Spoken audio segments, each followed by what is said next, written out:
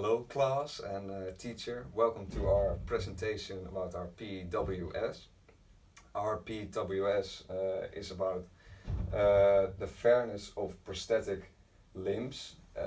We chose this subject because we were very interested in why we were interested in if disabled runners are an advantage when they run with their prosthetic limbs in comparison to able-bodied runners.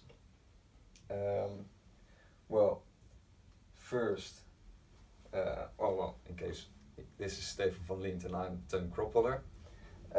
First, we're going to show you a video of how a disabled runner runs with his prosthetic limb.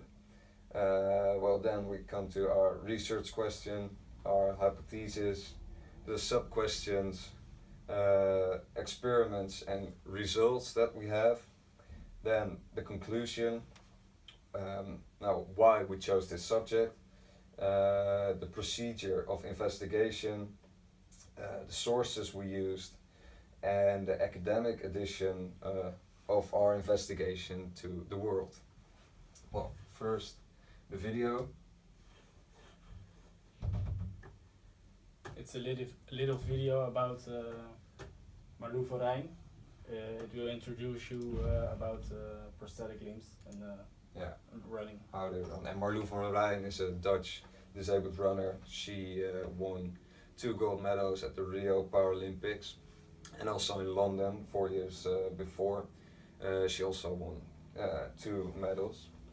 So here's a short video and then you can see how a disabled runner runs. Maybe full screen. Oh yeah, full screen.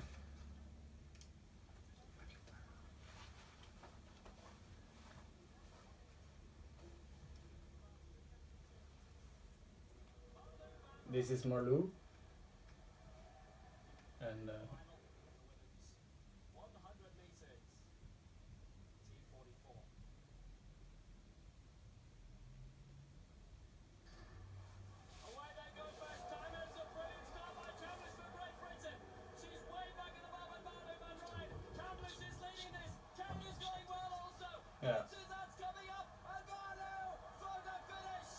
as you can see, she has a slow start, but in the end, she won the race, and we will tell you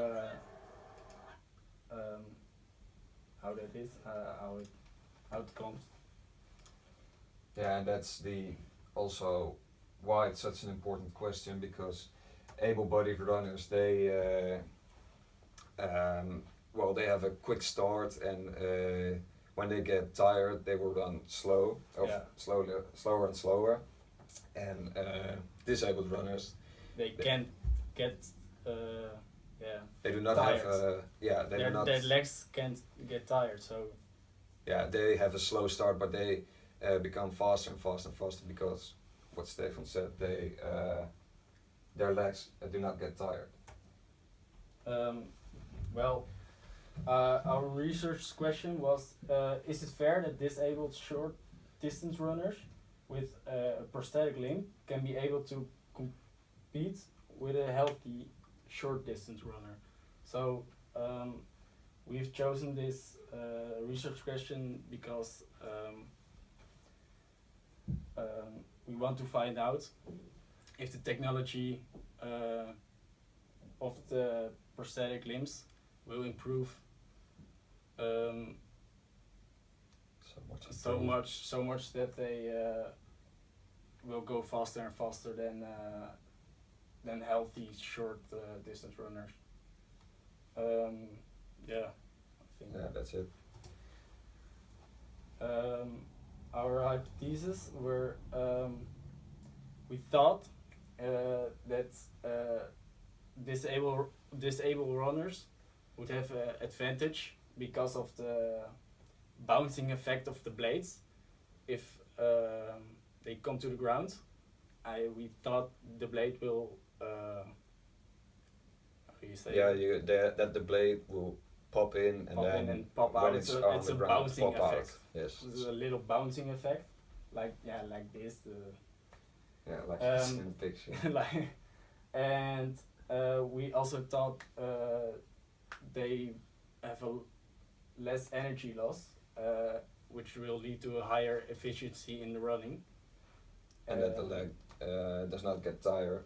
Yeah, and that the leg not get tired. So that's why we thought the disabled runner would have an advantage. Our sub questions. First of all, what is the history and development of the prosthetic limb?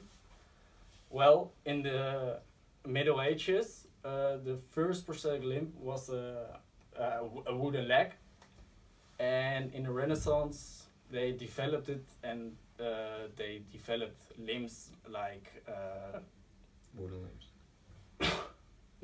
limbs like hands, which you can bend and all things, and it will develop and developed over the years.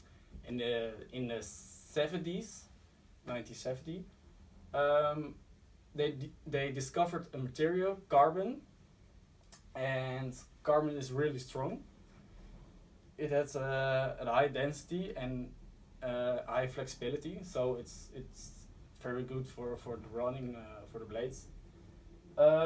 Second of all, what is a prosthetic limb made of?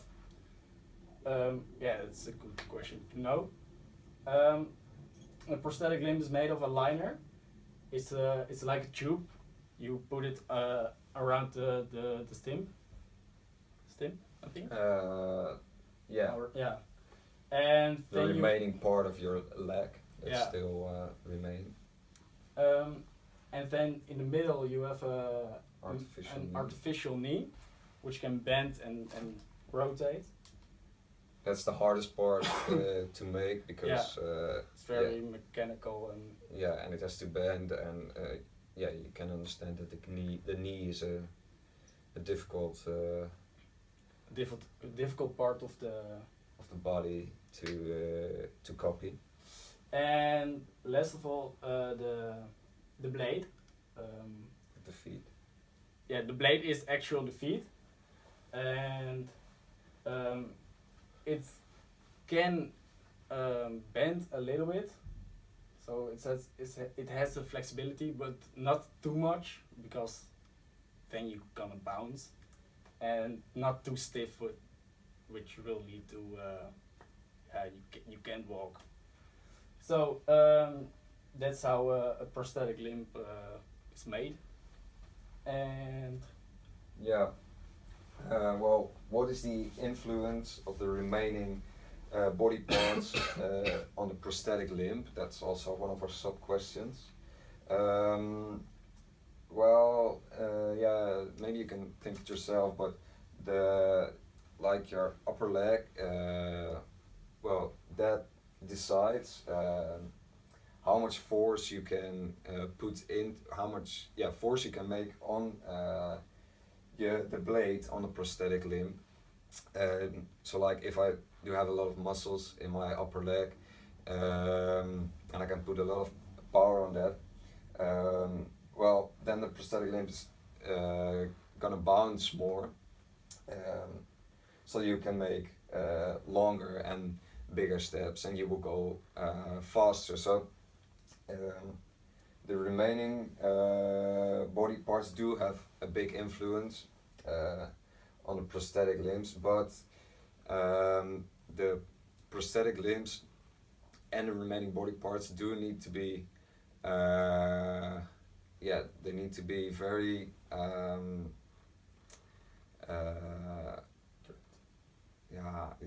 they need to be very